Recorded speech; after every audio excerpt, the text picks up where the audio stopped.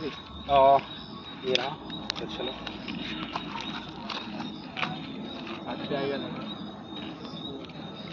अभी थोड़ा सा वेट करना पड़ेगा अपने को।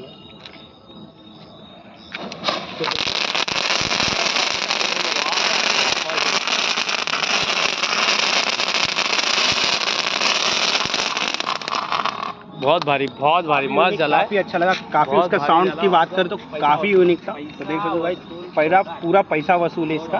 और ब्रांड नेम है AK-47 और देखने से भी काफ़ी यूनिक इसको